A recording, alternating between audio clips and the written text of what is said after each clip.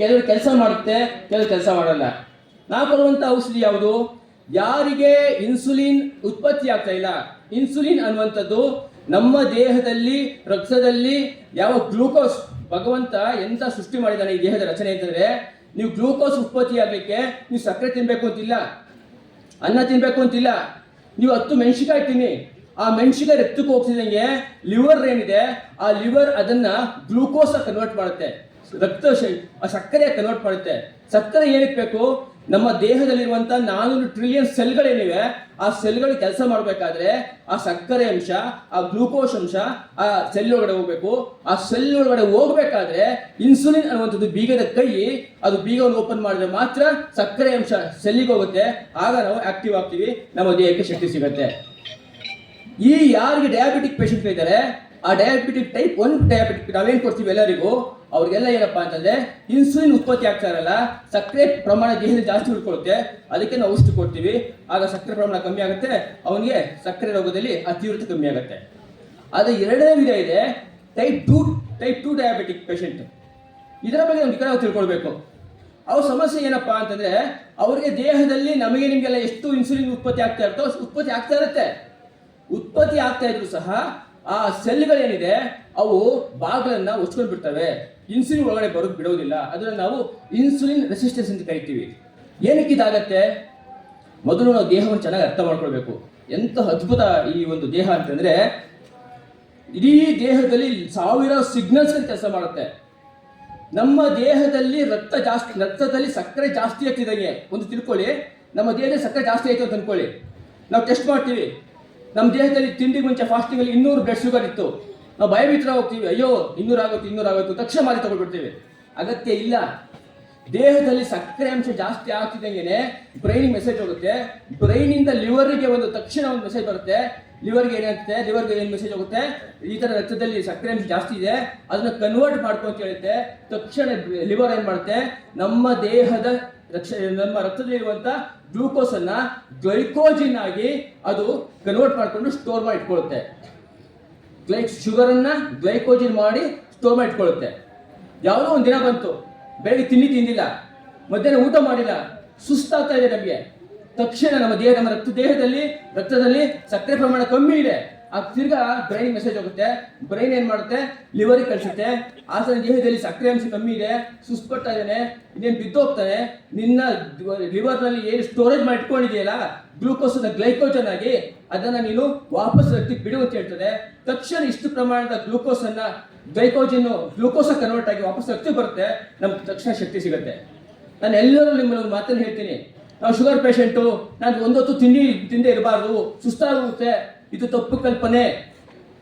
ನೀವು ಆಗಾಗ ಕನಿಷ್ಠ ವಾರಕ್ಕೆ 1 ಹೊತ್ತು ಉಪವಾಸ ಮಾಡಿದಾಗ ಏನಾಗುತ್ತೆ, ಆ ಲಿವರ್ ನಲ್ಲಿ ಇರುವಂತ ಗ್ಲೈಕೋಜಿನ್ ಗ್ಲೂಕೋಸ್ ಆಗಿ ಖಾಲಿ ಆಗುತ್ತೆ, ಲಿವರ್ ನಲ್ಲಿ ಗ್ಲೂಕೋಸ್ ಖಾಲಿ ಆಗುತ್ತೆ. ಖಾಲಿ ಆದಾಗ ವಾಪಸ್ ಇನ್ನೊಮ್ಮೆ ನಮ್ಮ ದೇಹದಲ್ಲಿ ರಕ್ತದಲ್ಲಿ ಗ್ಲೂಕೋಸ್ ಜಾಸ್ತಿ ಆದಾಗ ಆ ಗ್ಲೂಕೋಸ್ ವಾಪಸ್ ಲಿವರ್ಗೆ ಬಂದು ಸೇರ್ಕೊಳ್ಳುತ್ತೆ. ನೀವು ಆ ಲಿವರ್ ಅನ್ನ ನೀವು ಖಾಲಿ ಆಗ್ಲಿಕ್ಕೆ ಬಿಡಲಿಲ್ಲ, ಗ್ಲೈಕೋಜನ್ ಖಾಲಿ ಆಗ್ಲಿಕ್ಕೆ ಬಿಡಲಿಲ್ಲ ಅಂತಂದ್ರೆ, ಹೇಗೆ ನಾವು ಒಂದು ಬ್ಯಾಟ್ರಿಯನ್ನ ನಾವು UPS ಅಲ್ಲಿ ಚಾರ್ಜ್ ಮಾಡ್ತೀವಿ, ಚಾರ್ಜ್ ತುಂಬೇ ಇರ್ತದೋ, ಅದು ಖರ್ಚಾಗಿಲ್ಲ ಅಂತಂದಾಗ ಅದೇನಾಗುತ್ತೆ, ವಾಪಸ್ ಕರೆಂಟ್ ಎತ್ಕೊಳ್ಳಿಕ್ಕೆ ಆಗಲ್ಲ. ಹಾಗಾಗಿ ಉಪವಾಸ ಮಾಡಬೇಕು. ಉಪವಾಸದಿಂದ ಆಗುವಂತ ಅತ್ಯಂತ ಒಳ್ಳೆ ಪರಿಣಾಮ ಏನಪ್ಪಾ ಅಂದ್ರೆ, ಲಿವರ್ಗೆ ಮೇಲೆ ಒತ್ತಡ ಕಮ್ಮಿ ಆಗುತ್ತೆ, ಗ್ಲೈಕೋಜಿನ ಸರ್ಕ್ಯುಲೇಷನ್ ಕರೆಕ್ಟಾಗಿ ಆಗುತ್ತೆ. ಇದನ್ನ ನಾವು ಸರಿಯಾಗಿ ತಿಳ್ಕೊಳ್ಬೇಕು. ಹಾಗಾಗಿ ಯಾರ್ಯಾರಿಗೆ ಟೈಪ್ 2 ಡಯಾಬಿಟಿಕ್ ಇದೆಯೋ ನಿಮ್ಮೆಲ್ಲರಲ್ಲಿ ಒಂದು ಸರಳವಾದಂತಹ ಒಂದು ಮನೆ ಮದ್ದು ಏನಪ್ಪಾ ಅಂದ್ರೆ, ಟೈಪ್ 1 ಅಲ್ಲ, ಟೈಪ್ 2, ಟೈಪ್ 2 ಆಗುತ್ತೆ. ಆದ್ರೆ ಯಾರಿಗೆ ಇನ್ಸುಲಿನ್ ಇದ್ದು ಸಹ, ಇನ್ಸುಲಿನ್ ಸರಿಯಾಗಿದ್ದು ಸಹ ಅದು ಇನ್ಸುಲಿನ್ ಅಬ್ಸರ್ವ್ ಆಗ್ತಾ ಇಲ್ವೋ, ಗ್ಲೂಕೋಸ್ ಅಬ್ಸರ್ವ್ ಆಗ್ತಾ ಇಲ್ವೋ, ಬೆಳಗ್ಗೆ ತಿಂಡಿ ಆದ ಕೂಡಲೇ 2 ತೊಂಡೆಕಾಯಿ ತಿನ್ನಿ, ಮಧ್ಯಾಹ್ನ ಊಟ ಆದ್ಮೇಲೆ ತೊಂಡೆಕಾಯಿ ತಿನ್ನಿ, ರಾತ್ರಿ ಊಟ ಆದ್ಮೇಲೆ ತೊಂಡೆಕಾಯಿ ತಿನ್ನಿ. ಯಾರು ಹಸಿ ತೊಂಡೆಕಾಯಿಯನ್ನ ಊಟ ತಿಂಡಿಯನ್ನು ತಿಂತಾ ಬರ್ತಾರೋ ಅವರಿಗೆ ಈ ರೆಸಿಸ್ಟೆನ್ಸ್ ಏನಿದೆ, ಈ ಒಂದು ಇನ್ಸುಲಿನ್ ರೆಸಿಸ್ಟೆನ್ಸ್ ಕಂಪ್ಲೀಟ್ ಕ್ಲಿಯರ್ ಆಗುತ್ತೆ. ನನಗೆ ಆಪರೇಷನ್ ನನಗೆ ಅಡ್ಮಿಟ್ ಮಾಡಿದಾಗ ನನ್ನಲ್ಲಿ ಶುಗರ್ ಅಂಶ ದಿಢೀರ್ ಜಾಸ್ತಿ ಆಗುತ್ತೆ. ನನಗೆ ಶುಗರ್ ಇರಲಿಲ್ಲ ಅಂತ ಅನ್ಕೊಳ್ಳಿ, ಆದರೆ ಅಲ್ಲಿ ಶುಗರ್ ಜಾಸ್ತಿ ಆಗುತ್ತೆ. ಏನಕ್ಕೆ? ಒಂದು ಭಯಕ್ಕೆ. ಯಾವ ವ್ಯಕ್ತಿ ಟೆನ್ಷನ್ ಇರ್ತಾನೆ, ಭಯದಲ್ಲಿರ್ತಾನೆ, ಆಗ ಸೆಲ್ಗಳು ಸಂಕುಚಿತ ಆಗ್ಬಿಡುತ್ತೆ, ಅವು ಕೆಲಸ ಮಾಡಲ್ಲ, ಆಗ ಇನ್ಸುಲಿನ್ ಒಳಗಡೆ ತಗೊಳ್ಳೋದಿಲ್ಲ. ಎರಡನೇದು, ನಮ್ಮ ದೇಹಕ್ಕೆ ಯಾವುದೇ ಒಂದು ಮಾತ್ರೆ, ನಾವು ಎಲ್ಲರಿಗೂ ಮನವಿ ಮಾಡೋದೇನಪ್ಪ ಅಂದ್ರೆ, ಅನಾವಶ್ಯಕವಾಗಿ ಯಾವುದೇ ಮಾತ್ರೆಯನ್ನು ಯಾಕೆ ನುಂಗಬೇಡಿ ಅಂತಂದ್ರೆ, ನೀವು ಒಂದು ಮಾತು ತಗೊಂಡ್ರು ಸಾಕು, ದೇಹದಲ್ಲಿ ಸೆನ್ಸರ್ಗಳಲ್ಲಿ ವ್ಯತ್ಯಾಸ ಆಗುತ್ತೆ. ಸೆನ್ಸರ್ಗಳಲ್ಲಿ ವ್ಯತ್ಯಾಸ ಆಗಿ ಸೆಲ್ಗಳ ಮೇಲೆ ಪರಿಣಾಮ ಬೀರುತ್ತೆ. ಅವ್ರಿಗೆ ಟೈಪ್ 2 ಡಯಾಬಿಟಿಕ್ ಆಗುತ್ತೆ. Type 2 diabetics very dangerous. ಅದು ಟೈಪ್ 1 ಡಯಾಬಿಟಿಕ್ ನೀವು ಇನ್ಸುಲಿನ್ ಪ್ರಮಾಣದಲ್ಲೂ ಅಥವಾ ಯಾವುದೇ ಹೊರಗಡೆ ಸಿಗುವಂತ ಆಯುರ್ವೇದಿಕ್ ಪ್ರಮಾಣ ಒಂದು ಔಷಧಿ ತಗೊಂಡು ಗುಣಪಡಿಸ್ಕೊಳ್ಬಹುದು. ಆದರೆ ಟೈಪ್ 2 ಡಯಾಬಿಟಿಕ್ ಏನಿದೆ ಅದು ತುಂಬಾ ಕಷ್ಟ ಆಗುತ್ತೆ. ಹಾಗಾಗಿ ಅನವಶ್ಯಕವಾಗಿ ಯಾವುದೇ ಮಾತುಗಳನ್ನು ತೆಗೆದುಕೊಳ್ಬೇಡಿ. ಈಗಾಗಲೇ ಬಂದಿದ್ರೆ ತಿಂಡಿಗೆ ಊಟಕ್ಕೆ 25% ನಮ್ಮ ಆಹಾರ ಪದ್ಧತಿ, ಈ ಮೂರನ್ನು ಕರೆಕ್ಟಾಗಿ ನಾವು ಸಿಂಕ್ರನೈಸ್ ಮಾಡ್ಕೊಂಡ್ರೆ ಮಾತ್ರ ನಾವು ಒಬ್ಬ ಪೇಷಂಟ್ ಅನ್ನ ಸಂಪೂರ್ಣವಾಗಿ ವಾಸಿ ಮಾಡಬಹುದು. ಇಲ್ಲ ಅಂತಂದ್ರೆ ನಾನು ಕೇವಲ ಪುಡಿ ಕೊಟ್ಟು ರೆಡಿ ಮಾಡ್ತೀನಿ, ಚಿಕಿತ್ಸೆ ಹಚ್ಕೊಳ್ಳುವಂತ ಸೆಂಟ್ರಲ್ ಮಿನಿಸ್ಟರ್ಗಳು ಸಹ ಇವತ್ತು ಅದೇನು ಆಚೆ ಬರ್ಲಿಕ್ಕೆ ಆಗಿಲ್ಲ. ಇವತ್ತು ಪ್ರತಿ ವರ್ಷ 4-5 ಲಕ್ಷ ಜನ ಕೈಕಾಲ ಆಂಪಿಟ್ ಮಾಡ್ಕೊಳ್ತಾ ಇದ್ದಾರೆ. ಸುಮಾರು 3 ಲಕ್ಷ ಜನಕ್ಕೆ ಕಿಡ್ನಿ ಹೋಗ್ತಾ ಇದೆ. ಏನಕ್ಕೆ ಅಂತಂದ್ರೆ ಕೇವಲ ಔಷಧಿಯ ಮೇಲೆ ಆಹಾರವನ್ನು ಮರಿತಾ ಇದೀವಿ. ಒಂದು ಸರಳ ಟಿಪ್ಸ್ ಅನ್ನು ಕೊಡ್ತೀನಿ, ನೀವು ದಯವಿಟ್ಟು ಎಲ್ಲರೂ ಬರ್ಕೊಳ್ಳಿ ಅಥವಾ ಫಾಲೋ ಮಾಡಿ.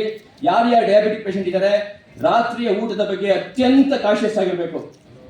ರಾತ್ರಿ ಊಟವನ್ನ ಕೇವಲ ಬದುಕೋದಿಕ್ಕಷ್ಟೇ ಮಾಡಬೇಕು, ಬದುಕೋದಿಕ್ಕಷ್ಟೇ. ಸುಮಾರು 7-8 ಗಂಟೆ ಒಳಗಡೆ ಊಟ ಮುಗಿಸಿರ್ಬೇಕು. ಅತಿ ಕಮ್ಮಿ ಊಟ ಮಾಡಬೇಕು. ಸಾಧ್ಯವಾದ್ರೆ ಎಲ್ಲ ಒಂದು ಹುಡಿ ಮಾಡ್ಕೊಳ್ಳಿ, ಅದೊಂದು ಗಂಜಿ ಮಾಡ್ಕೊಳ್ಳಿ, ಇಲ್ಲ ಒಂದು ರೊಟ್ಟಿ ಮಾಡ್ಕೊಳ್ಳಿ, ಅದನ್ನು ಉಪ್ಪಿಟ್ಟು ಮಾಡ್ಕೊಳ್ಳಿ, ಸ್ವಲ್ಪ ತಿನ್ನಿ. 2 ಸ್ಪೂನ್ ತುಪ್ಪವನ್ನು ಕಡ್ಡಾಯವಾಗಿ ತಿನ್ನಿ. ಎಲ್ಲ ವೈದ್ಯರು ತುಪ್ಪ ತಿನ್ಬೇಡಿ ಅಂತ ಹೇಳ್ತಾರೆ, ತುಪ್ಪವನ್ನ ಕಡ್ಡಾಯವಾಗಿ ತಿನ್ನಿ. ನಾಟಿ ಹಸು ಸಿಕ್ಕಿದ್ರೆ ಒಳ್ಳೇದು, ಸಿಕ್ಕಿಲ್ಲ ಅಂದ್ರೆ ಪರವಾಗಿಲ್ಲ, ಮಾಮೂಲಿ ಎಮ್ಮೆದಾಗಲಿ ಯಾವುದಾಗಲಿ 2 ಸ್ಪೂನ್ ತುಪ್ಪ ತಿನ್ನಿ. ರಾತ್ರಿ ಹೊತ್ತು ಅಭ್ಯಾಸ ಇರುವಂಥವ್ರು ಮೊಟ್ಟೆಯನ್ನು ತಿನ್ನಿ, 1 ಅಥವಾ 2 ಮೊಟ್ಟೆಯನ್ನು ತಿನ್ನಿ. ಮಾಂಸಾಹಾರಿಗಳಾದರೆ ವಾರಕ್ಕೆ 2-3 ಬಾರಿ ಸ್ಕಿನ್ ಔಟ್ ಮಾಡಿಸಿ 5-6 ಪೀಸ್ ಚಿಕನ್ ತಿನ್ನಿ. ಅದು ಅಭ್ಯಾಸ ಇಲ್ಲ ಅನ್ನುವಂಥವ್ರು ತೆಂಗಿನಕಾಯಿ ಹಾಲನ್ನು ಕುಡಿರಿ. ತೆಂಗಿನಕಾಯಿ ಹಾಲು ತಾಯಿಯ ಎದೆ ಹಾಲಿಗೆ ಸಮ. 1 ತೆಂಗಿನಕಾಯಿ, ದೊಡ್ಡದಾದ್ರೆ ಅರ್ಧ ತೆಂಗಿನಕಾಯಿ, ಸಣ್ಣದಾದ್ರೆ 1 ತೆಂಗಿನಕಾಯಿಯನ್ನ ವಾರಕ್ಕೆ 2-3 ಬಾರಿ ಕುಡಿರಿ. ಊಟಕ್ಕೂ ಮಲಗೋದಕ್ಕೂ 2 ಗಂಟೆ ಅಂತರ ಇಟ್ಕೊಳ್ಳಿ. ಮಲಗುವುದಕ್ಕೂ ಮುಂಚೆ 5 ಹೆಜ್ಜೆ ನಡೆದು ಮಲಗಿ. ಏನಕ್ಕೆ ಮಾತಾಡ್ತಾ ಇದ್ದೀನಿ, ನಾವು 7-8 ಗಂಟೆ ಊಟ ಮಾಡ್ತೀವಿ. ಊಟ ಮಾಡಿದ ಕೂಡಲೇ ಗ್ಲೂಕೋಸ್ ನಮ್ಮ ರಕ್ತಕ್ಕೆ ಬರುತ್ತೆ.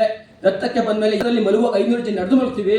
ಆಗ ಅಷ್ಟು ಗ್ಲೂಕೋಸ್ ರಕ್ತದಿಂದ ದೇಹಕ್ಕೆ ಸೆಲ್ಗೆ ಅಬ್ಸಾರ್ಬ್ ಆಗುತ್ತೆ. ನಮ್ಮ ದೇಹದಲ್ಲಿ ರಾತ್ರಿ ಶುಗರ್ ಅತ್ಯಂತ ಕಮ್ಮಿ ಪ್ರಮಾಣದಲ್ಲಿ ಇರುತ್ತೆ. ಬೆಳಗಿನ ಹೊತ್ತು ಆಕ್ಟಿವ್ ಇರ್ತೀವಿ, ರಾತ್ರಿ ಹೊತ್ತಿಗೆ ಮಲಗ್ತೀವಿ.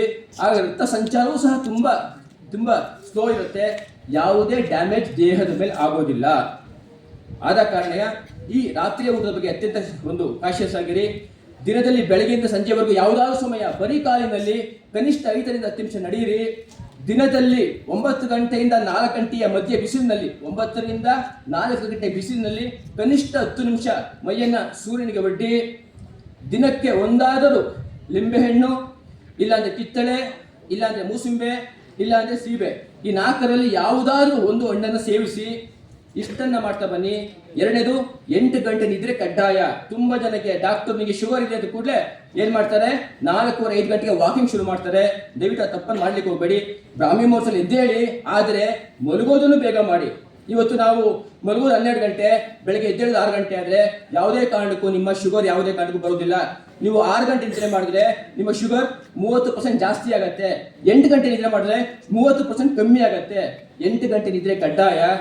ಮತ್ತು ಮಾನಸಿಕತೆಯನ್ನ ಸ್ವಲ್ಪ ಚೆನ್ನಾಗಿ ಖುಷಿಯಾಗಿ ಇಟ್ಕೊಳ್ಳಿ.